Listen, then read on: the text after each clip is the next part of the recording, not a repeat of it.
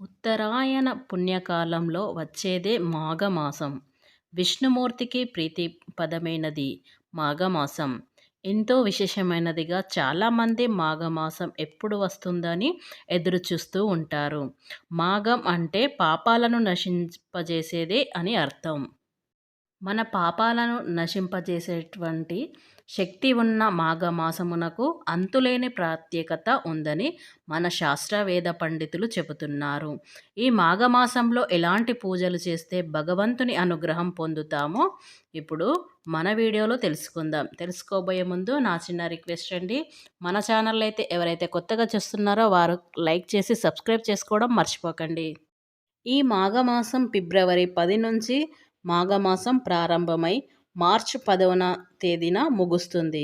ఈ సందర్భంగా మాఘమాసం ప్రత్యేకత మరియు ప్రాముఖ్యత ఏమిటో తెలుసుకుందాం. మాఘమాసంలో రవి మకర రాశిలో ఉండే సమయం. హిందూ సాంప్రదాయం ప్రకారం మాఘమాసంలో నది స్నానం చేసి శ్రీమన్నారాయణ్ణి పూజించి శక్తి కొలది దానం చేస్తే కోటి జన్మల పుణ్యం లభిస్తుంది. చేసిన ఫలితం అనేది కలుగుతుంది. మాఘమాసంలో ఏ నది నీరైనా గంగానదితో సమానం. ఈ మాఘ స్నానాలు చాలా ప్రసిద్ధి. పవిత్ర నదులు అంటే గంగా, యమున, గోదావరి, కృష్ణ, తుంగభద్ర వంటి నదులు సముద్ర స్నానాలు ఆచరించడం ప్రత్యేకంగా చెప్పుకోవచ్చు. ఈ మాఘమాసంలో చేసే స్నానాలు సకల పాపాలను హరిస్తాయని మాఘస్నానం మహత్యాన్ని బ్రహ్మాండ పురాణం పేర్కొంటుంది. మాఘస్నానానికి ఒక ప్రత్యేకత ఉంది. చాలామంది మాఘమాసం కోసం ఎదురు చూస్తూ ఉంటారు. దీనికి కారణం మాఘ స్నానాల వెనుక ఉన్న ప్రత్యేకత ప్రయోజనాలు. మాఘమాసం స్నానానికి ప్రసిద్ధి. మాఘస్నానం ఈ మాఘమాసం ఎలా మొదలైంది అంటే, పురాతన కాలంలో శుభవత్రు అనే బ్రాహ్మణుడు నివసించేవారు. ఆయన చాలా జ్ఞానవంతుడు. ఆయనకు విద్యతో పాటు ధనం అన్న మక్కువ ఎక్కువ. అందుకే తన జీవితమంతా డబ్బు సంపాదనలోనే గడిపాడు. మనిషి ఆరోగ్యంగా ఉన్నంతకాలం సంపాదిస్తూనే ఉన్నాడు. అతను అనారోగ్యం పాలయ్యాక డబ్బు గురించి ఆలోచించడం మానేసి భగవంతుని సేవలో తరించాలనుకున్నాడు. కొన్ని రోజుల తర్వాత బ్రాహ్మణ శుభవ్రత్ మాఘమాసం గురించి తెలుసుకున్నాడు. ఎవరైతే మాఘమాసంలో భగవంతుని నామాన్ని జపిస్తారో వారు స్వర్గానికి చేరుకుంటారని. అంతేకాదు మాఘమాసంలో దాన ధర్మాలు చేస్తే మంచి జరుగుతుందని బ్రాహ్మణుడు తన జీవితపు చివరి రోజుల్లో మాఘమాసానికి ఉన్న ప్రాముఖ్యతను చదివి చాలా సంతోషించాడు. ఆపై మాఘమాసం ప్రారంభం కావడంతో ఆ రోజుల్లో దాన ధర్మాలు చేయడం, నది స్నానాలు చేయడం ప్రారంభించారు. మాఘమాసం రోజులనే అతను శివైక్యం అయ్యాడు. మాఘమాసంలో స్నానం చేసి దానం చేయడం వల్ల స్వర్గ ప్రాప్తిని పొందడానికి మన పురాణాలు చెబుతున్నారు. అప్పటి నుంచి మాఘమాసంలో స్నానం దానం చేస్తే పుణ్య లభిస్తుందని నమ్ముతారు. అందుకే స్నానం అంటేనే ఒక ఔషధం లాంటిది. ముఖ్యంగా సూర్యోదయానికి పూర్వ స్నానం చేయటం వల్ల శరీరం మనసు పరిశుద్ధం అవుతుంది. ఉత్సాహం చురుకుదనం కలుగుతుంది. ప్రకృతిలో జరిగే అనేక రసాయనిక క్రియల వల్ల శారీరక మానసిక ఆరోగ్యం లభిస్తుంది. సూర్యకిరణాలలో కొన్ని రకాల రుగ్మతులను నివారించగల శక్తి ఉండటంతో ఆ కిరణాలు సోకిన నదులు, బావులు, చెరువులు మొదలైన జలాలకు కూడా ఆ శక్తి లభిస్తుంది. అందువల్ల ప్రకృతిలో జీవించి పరిశోధించి ఈ రహస్యాలు తెలుసుకున్న మహర్షులు భావితరం వారు ప్రయోజనాలు పొందడం కోసం కొన్ని నియమాలు నిబంధనలను వివరించారు. అంటే వాటిలో మాఘస్నానం ఒకటి. అందుకే ఈ మాఘమాసమంతా దేవునికి ఎలా పూజ చేస్తే మీకు పుణ్యం లభిస్తుంది. మాఘమాసం ఎంతో విశిష్టమైనది.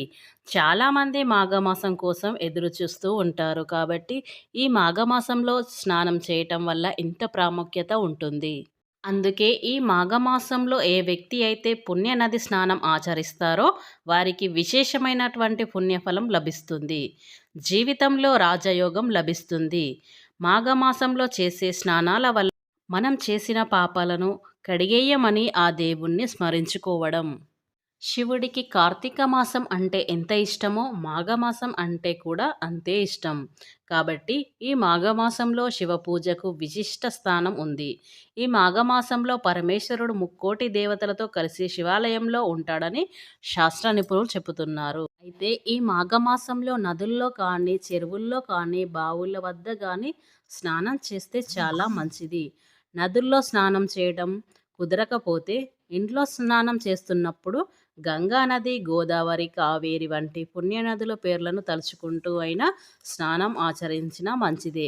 లేదంటే మీ ఇంట్లో ఉన్న గోదావరి నీళ్లను మీరు స్నానం చేసే నీళ్ళలో కొన్ని వేసుకొని స్నానం చేసినా మంచిది. అలాగే మాఘమాసంలో రోజు ఉదయాన్నే నువ్వుల నూనెతో దీపారాధన చేసిన వారికి ఖచ్చితంగా దైవ అనుగ్రహం లభిస్తుంది. మరీ ముఖ్యంగా ఈ మాఘమాసంలో శివాలయంలో నువ్వుల నూనెతో దీపాలను వెలిగిస్తే శివుని అనుగ్రహం అనేది తప్పక లభిస్తుంది. ఈ మాసంలో ప్రతిరోజు దీపం వెలిగిస్తే, తులసిని పూజిస్తే లక్ష్మీదేవి కటాక్షం అనేది లభిస్తుంది. ముఖ్యంగా మాఘమాసంలో దేవునికి పూజ చేసేటప్పుడు ఎర్ర రంగు పుష్పాలను పూజలో వాడితే ముక్కోటి దేవతలు సంతోషించి ముక్కోటి దేవతల ఆశీర్వాదం మీకు లభిస్తుంది. అంటే ఎర్ర మందారాలతో పూజ చేస్తే ఇంకా మంచిది. ఎవరైతే ఈ మాసంలో భక్తి శ్రద్ధలతో ఈ మాసమంతా దేవుణ్ణి పూజిస్తారో, గంగా నది స్నానాలు చేస్తారో వారికి సకల సంపదలను చేకూరుతాయి. కాబట్టి మాఘమాసంలో ఖచ్చితంగా ఈ నియమాలు పాటిస్తే చాలా మంచిది. ఆడవారకు ఐదవతనం కలగాలంటే ఆడవారు ఖచ్చితంగా మాఘమాసంలో తులసి మొక్క దగ్గర నువ్వుల నూనెతో దీపం వెలిగించి, పసుపు కుంకుమలను అక్షంతలు సమర్పించి దేవుణ్ణి నమస్కరించుకుంటే మీకు ఐదవతనం ఖచ్చితంగా కలుగుతుంది. ఈ మాఘమాసంలోనే వసంత పంచమి రోజున చదువుల తల్లి సరస్వతి దేవి జన్మించిన రోజు. అంతేకాకుండా ప్రత్యక్ష దైవమైన సూర్యభగవానుడు ఈ మాఘమాసంలోనే రథసప్తంపై సంచారానికి బయలుదేరుతాడని పండితులు చెబుతున్నారు. ఈ మాఘమాసంలో నువ్వుల నూనె బ్రాహ్మణులకు దానమిస్తే కోటి జన్మల పుణ్యం లభిస్తుంది. కాబట్టి ఖచ్చితంగా నూనె అనేది బ్రాహ్మణులకు దానం చేయడం వల్ల మీకున్న ఏమైనా శని దోషాలున్నా తొలగిపోతాయి. అలాగే ఈ మాసంలో ఎవరైతే పేదవారికి దానం చేస్తారో వారికి తరతరాల తరగని ఐశ్వర్యం లభిస్తుంది. కాబట్టి దానం, స్నానం ఇలాంటివి ఖచ్చితంగా మాఘమాసంలో ఆచరించాలి. ఇలా ఆచరించడం వల్ల మీ పాపాలన్నీ తొలగిపోవడమే కాకుండా మీకు ముక్కోడి దేవతల అనుగ్రహం అనేది ఖచ్చితంగా కలుగుతుంది. ఎవరైతే మాఘమాసంలో స్నానం ఆచరించినట్లయితే, అంటే గంగా నది స్నానం ఎవరైతే ఆచరించినట్లయితే ఖచ్చితంగా వారికి అనుగ్రహం అనేది కలుగుతుంది. ఫ్రెండ్స్, ఈ వీడియో మీకు నచ్చినట్లయితే ఖచ్చితంగా లైక్ చేయడం మాత్రం మర్చిపోకండి.